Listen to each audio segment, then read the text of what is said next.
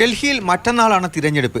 അതിനിടയിലാണ് സ്വാതി മലിവാളിനെ കെജ്രിവാളിന്റെ PA ആക്രമിച്ചെന്ന കേസിൽ ഡൽഹി മുഖ്യമന്ത്രിയുടെ മാതാപിതാക്കളെ ചോദ്യം ചെയ്യാൻ നീക്കം നടക്കുന്നത്. കെജ്രിവാൾ തന്നെയാണ് ഇക്കാര്യം സമൂഹ മാധ്യമത്തിലൂടെ വ്യക്തമാക്കിയത്. എന്നാൽ ഇത് BJPയുടെ പകപോക്കലാണെന്ന് ആരോപിച്ച് വിഷയം രാഷ്ട്രീയ ആയുധമാക്കുകയാണ് ആം ആദ്മി പാർട്ടി. വയോധികരെയും അസുഖബാധിതരെയും കേസിൽ ഉൾപ്പെടുത്തി ബുദ്ധിമുട്ടിക്കുന്നത് പ്രധാനമന്ത്രിയുടെ നിർദ്ദേശപ്രകാരമാണെന്ന് ആം ആദ്മി പാർട്ടി ആരോപിച്ചു. കേസ് BJPയുടെ ഗൂഢാലോചനയാണെന്ന ആരോപണവും നേതാക്കൾ തുടർന്നു. लेकिन आज तो आपने सारी हदें, सारी सीमाएं पार कर दी. आपने मुझे तोड़ने के लिए मेरे बूढ़े और बीमार माँ बाप को निशाना बनाया. സ്വാതിയുടെ പരാതിയിൽ സുതാര്യമായ അന്വേഷണം നടക്കണമെന്നാണ് കെജ്രിവാളിന്റെ പ്രതികരണം.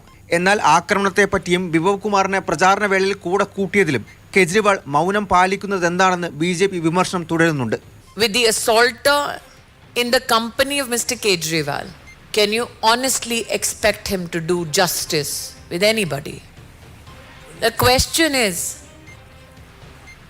while a lady was being assaulted in his house, who was present? What was done by Mr. Kejriwal? സംഭവ സമയത്ത് കെജ്രിവാളിന്റെ വസതിയിലുണ്ടായിരുന്നവരെയെല്ലാം ചോദ്യം ചെയ്യുന്നതിന്റെ ഭാഗമായാണ് നീക്കമെന്ന് ഡൽഹി പോലീസ് പറയുന്നു. എന്തായാലും ഇന്ന് ചോദ്യം ചെയ്യൽ ഉണ്ടാകില്ലെന്നും പോലീസ് അറിയിച്ചിട്ടുണ്ട്. മാതൃഭൂമി ന്യൂസ്, ഡൽഹി.